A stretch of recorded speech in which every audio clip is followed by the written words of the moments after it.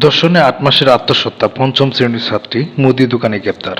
দর্শক, বিশেষ করে বাংলাদেশের প্রেক্ষাপটে এখন বর্তমান সময়ে যে ছোট ছোট বাচ্চাদের যে পরিমাণ ধর্ষণ করা হচ্ছে এবং যে পরিমাণ আসলেই হচ্ছে ধর্ষিতা হচ্ছে, এটা খুবই অনাকাঙ্ক্ষিত একটি ঘটনা। তো ধর্ষণে ৮ মাসের আত্মহত্যা, পঞ্চম শ্রেণীর ছাত্রী মুদি দোকানে গ্রেপ্তার। এই ঘটনাটি ঘটেছে নাটোরে।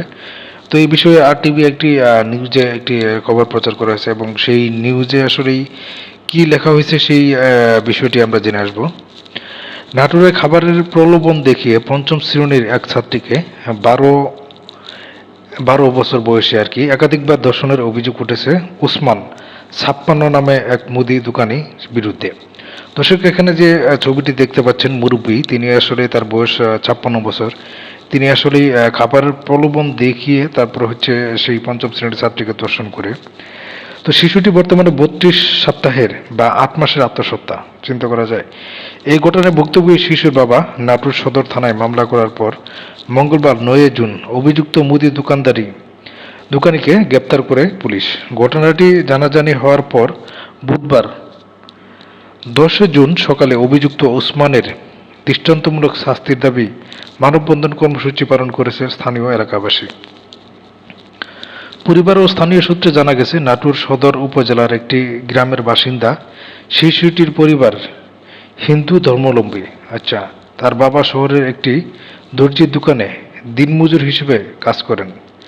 মা অন্যের বাসাবাড়িতে গৃহকর্মীর কাজ করেন। পরিবারের সদস্যদের শিক্ষার আলো না থাকলেও মেয়েকে লেখাপড়া করিয়ে শিক্ষিত স্বপ্ন ছিল তাদের। বর্তমান শিশুটি স্থানীয় একটি প্রাথমিক বিদ্যালয়ে পঞ্চম শ্রেণীর শিক্ষার্থী। ভুক্তভোগী শিশুটির বিদ্যালয়ের পাশেই অভিযুক্ত ওসমান পাটোয়ারির মুদি দোকান। বিভিন্ন সময় বিস্কুট, নুডলস ও চকলেটে নানা খাবারের প্রলোভন দেখিয়ে শিশুটিকে দোকানের ভেতরে নিয়ে ধর্ষণ করেন ওসমান। বিষয়টি কাউকে না জানানোর জন্য তাকে ভয়ভীতি দেখানোর অভিযোগ করে ভুক্তভোগীর পরিবার। সম্প্রতি শিশুটির শারীরিক পরিবর্তন দেখা গেলে বিদ্যালয়ের এক সহকারী শিক্ষার সন্দেহ হয়। তিনি বিষয়টি পরিবারকে জানান। মঙ্গলবার ৯ জুন স্থানীয় মা ও শিশু কল্যাণ কেন্দ্রে নিয়ে পরীক্ষা শিশুটিকে করানো হয়। চিকিৎসকরা জানান শিশুটি ৩২ সপ্তাহের আত্মহত্যা। শিশুটির বিদ্যালয়ের সহকারী শিক্ষিকা বলেন, হঠাৎ ওই শিক্ষার্থীর শারীরিক পরিবর্তন দেখে আমার সন্দেহ হয়। পরে তার পরিবারের সদস্যদের জানালে তারা গতকাল ক্লিনিকে নিয়ে গেলে জানতে পারে সে ৩২ মাসের আত্মহত্যা। এই ঘটনাটি জানাজানির পর স্কুলের অন্যান্য শিশুরাও মানসিকভাবে ভেঙে পড়ে। আমরা এই ঘটনার দৃষ্টান্তমূলক শাস্তি চাই। ভুক্তভোগী শিশুর বড় বোন জানান, স্কুলের শিক্ষিকার পরামর্শে ডাক্তারের কাছে পরীক্ষা করার পর তারা জানতে পারেন তার বোন ৮ মাসের আত্মহত্যা। পরে তাকে জিজ্ঞেস করলে সে জানায়, উসমান তার দোকানে বিভিন্ন খাবারের প্রলোভন দেখিয়ে তাকে একাধিকবার ধর্ষণ করেছে। তিনি বলেন, আমরা দরিদ্র, ওরা এলাকার প্রভাবশালী। আমার বোনের জীবনটা নষ্ট করে গেল। এই ঘটনার উপযুক্ত শাস্তি চাই। ভুক্তভোগী শিশুর বাবা বলেন, আমাদের পরিবার কেউ শিক্ষিত নাই।